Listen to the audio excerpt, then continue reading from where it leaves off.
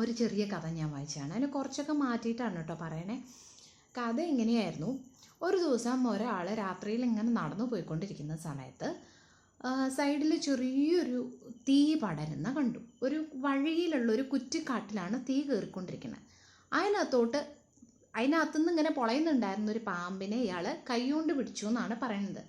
കൈകൊണ്ട് പിടിച്ചപ്പോൾ പാമ്പ് ചെന്ന് ഇയാളുടെ കയ്യിൽ കൊത്തി. അപ്പോൾ പുറകെ നടക്കുന്നുണ്ടായിരുന്നൊരു കൂട്ടുകാരൻ ഇത് കാണുന്നുണ്ട്. അപ്പം അതിനുശേഷം അയാൾ പെട്ടെന്ന് പാമ്പിനെ വിടിയിച്ച സമയത്ത് എന്താ പറ്റിയെന്ന് വെച്ച് കഴിഞ്ഞാൽ പാമ്പ് വീണ്ടും ആ തീൻ്റെ ഉള്ളിലേക്ക് തന്നെ അരിച്ചരിച്ച് പോകാൻ തുടങ്ങി. അങ്ങനെ പോകാൻ തുടങ്ങിയപ്പം ഇയാൾ എന്ത് ചെയ്തു എന്ന് വെച്ച് കഴിഞ്ഞാൽ ഒരു കമ്പെടുത്തിട്ട്, അപ്പുറത്ത് കിടന്നിരുന്ന ഒരു കമ്പെടുത്തിട്ട് അതിനെ അവിടുന്ന് തട്ടി മാറ്റുകയാണ്.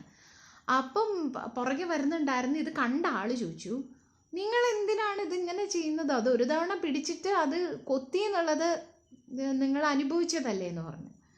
അപ്പം ഇദ്ദേഹം പറഞ്ഞൊരു കാര്യം എന്താണെന്ന് വെച്ച് കഴിഞ്ഞാൽ, to bite is a nature of the snake. അതിച്ചിട്ട് നമ്മൾ എന്തിനാണ് മാറുന്നത്?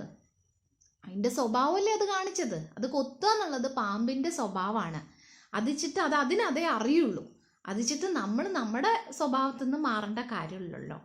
അപ്പം നമ്മൾക്ക് പറഞ്ഞ പോലെ പല രീതിയിലുള്ള ഹേർട്ട്ഫുൾ ആയിട്ടുള്ള കാര്യങ്ങൾ, എക്സ്പീരിയൻസസ് ഒക്കെ ജീവിതത്തിൽ ഉണ്ടെങ്കിലും നമ്മൾ അതിനെ മുന്നോട്ടുള്ള നമ്മളുടെ ജീവിതത്തിൽ അതിനെ ബേസ് ചെയ്ത് ജീവിക്കണം എന്നുള്ളൊരു കാര്യമാണ് ഈ കഥ പറഞ്ഞ് വെക്കുന്നത്.